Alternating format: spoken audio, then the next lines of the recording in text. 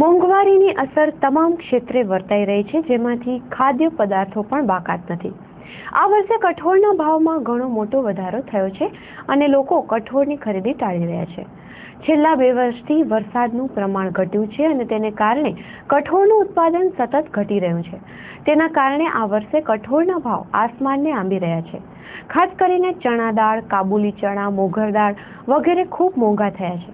જો કે તાજેતરમાં થયેલા થોડા ઘણા વરસાદને કારણે કઠોળના ભાવ થોડા નીચે આવ્યા છે અને હજુ જો મેઘરાજાની મહેર ચાલુ રહેશે તો કઠોળના ભાવ ઘણા નીચે આવી જશે તેવી વેપારીઓને આશા છે. કઠોળના વધી રહેલા ભાવને કારણે લોકો કઠોળ ખરીદવાનું ટાળી રહ્યા છે, જેને કારણે વેપારીઓના ધંધા પર પણ અસર પડી છે. ભુજના આવા વેપારીઓએ ચંચળ ન્યૂઝ સાથે વાત કરી હતી.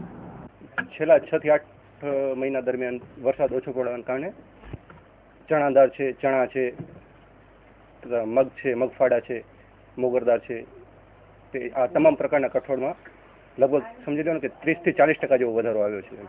ચણા દાળ લગભગ 6 થી 8 મહિના પહેલા 35 થી 40 રૂપિયાનો ભાવ હતો, જે અત્યારે 55 થી 60 રૂપિયાનો થઈ ગયો છે.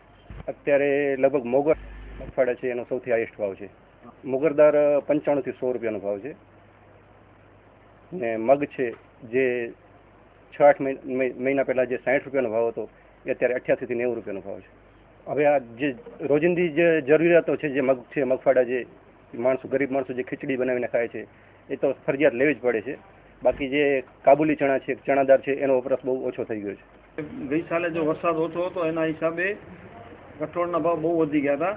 અત્યારે આ એમપી અને ગુજરાત, સૌરાષ્ટ્રમાં વરસાદ સારો પડ્યો હોવાથી અત્યારે જરૂર કઠોળમાં 10 રૂપિયા કિલો ઘટાડો આવ્યો છે અને હજી આગામી દિવસોમાં પણ થોડો ઘટાડો, વરસાદ પાણી વધુ સારા થશે તો વધુ હજી ઘટાડો આવી શકે છે. કઠોળમાં બધામાં તુવર દાળ, અડદ દાળ, મગફાડા, મોગર દાળ એ બધામાં વધારો હતો. એ વધીને જે બજારો હતી એમાં અત્યારે 20, 10, 15 રૂપિયા કિલો ડાઉન થઈ ગઈ છે બજાર, અને ભવિષ્ય વરસાદ પાણી સારા થશે તો હજી પણ બજાર ડાઉન થઈ શકે છે.